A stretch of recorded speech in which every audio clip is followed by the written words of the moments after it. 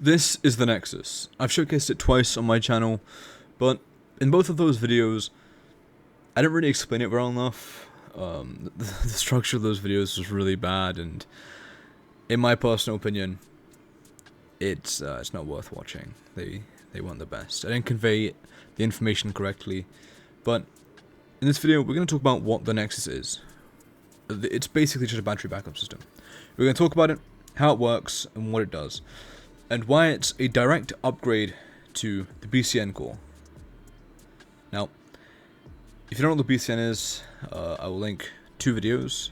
My video, when I eventually get around to making it, and Hyperion's video, because they're two different types of BCNs, or the exact same thing, they're just differently, they're made differently. So, go watch those. But we're going to be focusing on the Nexus and what it is. So, let's get into it. Right, so what exactly is the Nexus core? Well, the Nexus core is an upgraded version of the BCN, as I said a second ago, and it contains a few extra components, this being this memory cell, this splitter, and this AND switch. Basically, it works exactly as your normal battery backup system. Root power gets used and sent through, and then you send that to your end devices, your turrets for example. And then when root power is not enough, your batteries will take over, which is what a battery backup is supposed to do. The Nexus, however, squeezes a little bit of extra power out of your root power source. You see, once these batteries are filled, the root power that you have, any excess of it is not going anywhere. It's being wasted, shall we say. So you take a little bit extra using this memory cell, that when the memory cell, or when your battery is full, you take the fully charged and you put it into this memory cell. And what happens is it switches the inverted output to the output. Meaning that extra power doesn't go back to your normal batteries. It instead goes to a secondary battery backup that does not go back to the system. So you can do whatever you want with this battery. You could connect it up to turrets, you could connect it up to lights, electric furnaces, anything you would like.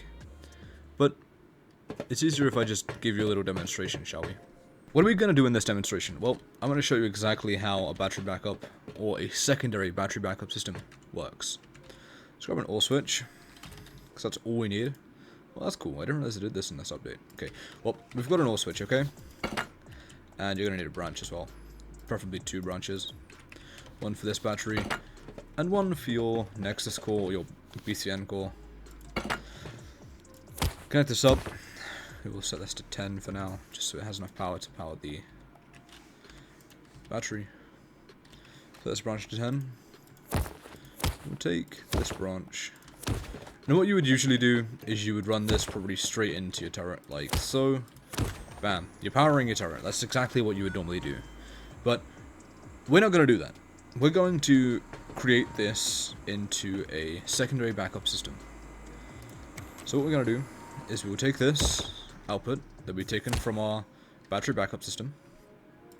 We'll plug that into input A of this OR switch. Very important that it goes into input A. If you don't know why, I have an OR switch video. It's just like 30 seconds or something like that. It kind of just briefly explains how the OR switch works and the priorities. What we'll do now is we're going to take the output of this large battery.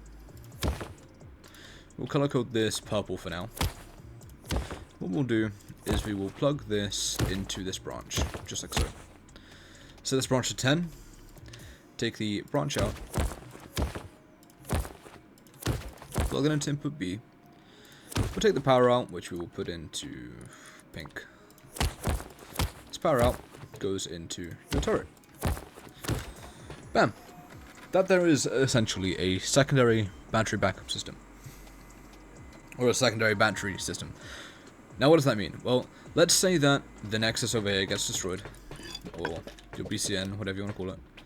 Let's say it gets destroyed. Your turret stays on. We can see that with the two red light, the red and green light on their system. As you can see, the green wire is gone. But this battery is now taking over. There's now active usage. As you can see 10 at the top. If I quickly plug this back in to input A, like so, the battery no longer has an active usage. That's mostly because of how OR switches work and active usage and stuff. but no active usage is getting drained from this battery. So essentially, this entire thing is taking the 10 power for that turret.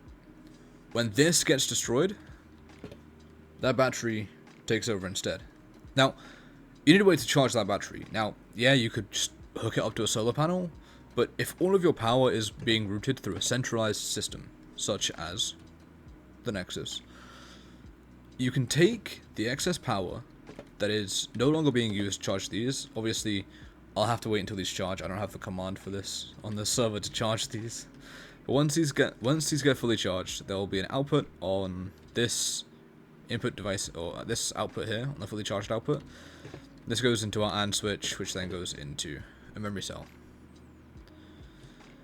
So basically, once these are fully charged, it'll start charging that over there. So it's like kind of like sequentially charging it, I guess. I don't really know how to explain it. But yeah, that's basically how. Well, that's one way you can use a Nexus, pretty much. So yeah, pretty interesting, isn't it? I hope so. Anyway, I don't really know how to explain this very well. You know, I've kind of explained it. So let's get into building it, shall we? So, how are we going to build the Nexus? Well, you're going to need everything that I have here. We're going to do 5 electrical branches, a small battery, preferably 2 large rechargeable batteries, 2 splitters, a memory cell, or 2 memory cells, 1 AND switch, a blocker, 3 root combiners, that's kind of the minimum I would say, and 2 OR switches. Let's get into building it, shall we? Now, I like to just use 3 here, in this kind of drain. Let me just get 3 inputs. Ah, that's my dog. I think the neighbor's cat has come inside. Okay. Anyway, as I said, 2 root combiners like this. When you get a 3rd or 4th one, you can just do something like that, like a pyramid shape. So 4 might be best. Right, you take this into an electrical branch, like so. Set this to 1. You can set this to whatever. Since we have 4 inputs for power, we're going to 200. Actually 199 because 2 batteries. You then want your small battery with an electrical branch. Take the output into that. Take our memory cell. Our blocker. Blocker goes into set. Inverted output goes to input A. Very important. Another OR switch down here. Now the branch out goes into this. Set this to 1. Branch out goes into reset of this memory cell. Very important, this. So I'll set red to power that's there but not being used, no active usage. So set of this memory cell goes into the blocker. Reset goes into this branch, which is being powered by this small battery. Very important. Output to memory cell.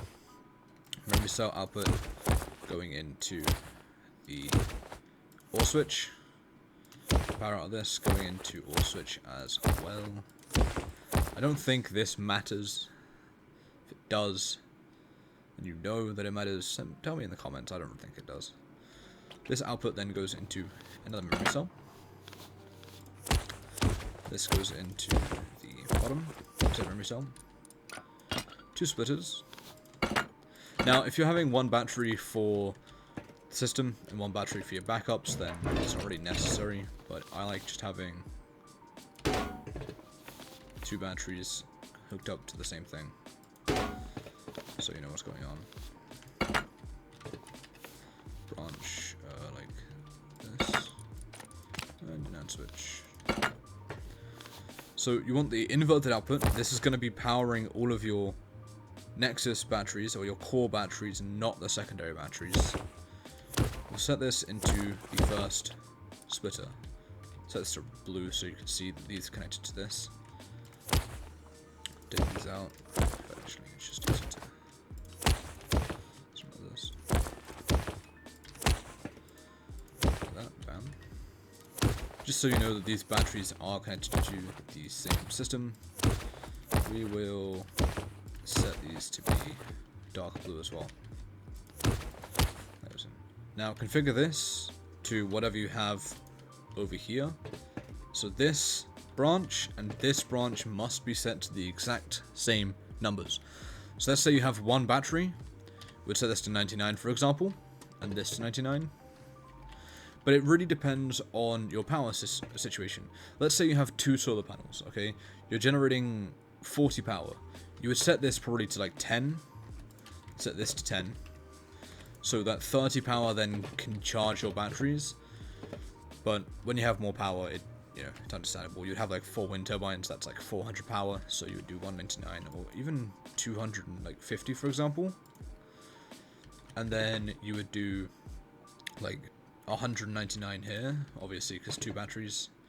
I guess you need the 1 power on, power out for the blocker.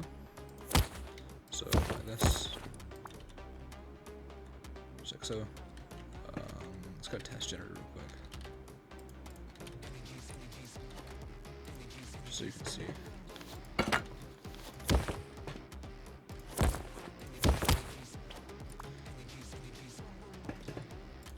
Kind of hard to explain.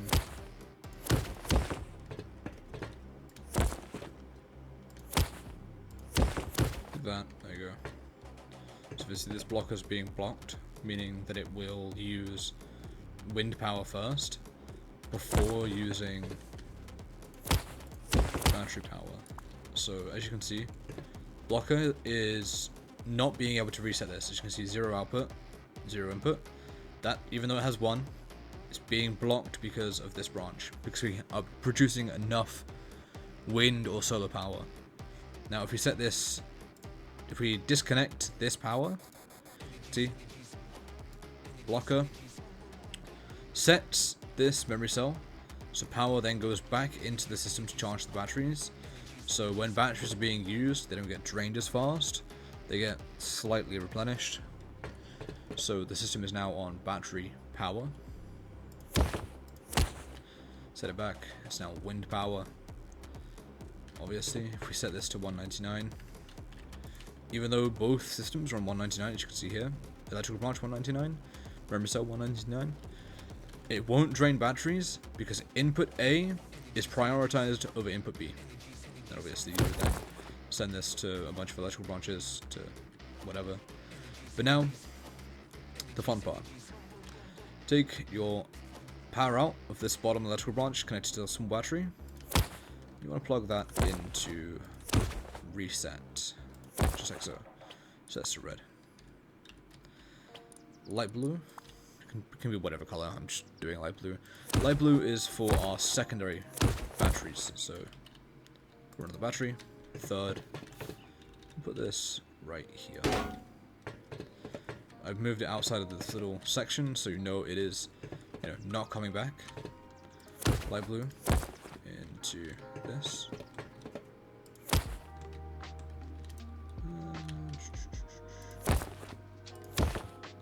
Something like that. There we go, that works. And now we need to set up the system. So when these batteries are full, the system swaps from powering these batteries to powering our secondaries. Do this by taking the fully charged output, plugging it into the AND switch here. Then you take this and plug that into the memory cell's set, the second memory cell.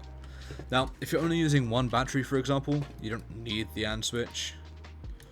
You can just take the output and you can just plug it straight into the memory cell, like so. That's if you have one battery. If you have two, the AND switch is necessary. So when both batteries are fully charged, it will swap instead of just one being fully charged and the other one being slightly charged, if that makes sense. So something like that. Bam! You've built the Nexus. That's literally it. So you now have your main core batteries charging everything and taking over power when your source power is destroyed. when your batteries get destroyed as well, you'll hope that you have a secondary battery available to keep your turret online, just like over there. Now, I hope this video has been helpful, showcasing, you know, what can be done. Hope it's a little bit better than my last one, I pray. But hey, if you watched the entire thing, please leave a like, a comment, something like that. In my next video, I don't know what I'm going to talk about. Probably power generation. Unless I need to make the BCN video, then I'll make it. The next one will be BCN video, probably. I don't know. I don't know what I'm going to do for my next video, guys. But hey, I'm sorry I took so long. And thank you for watching.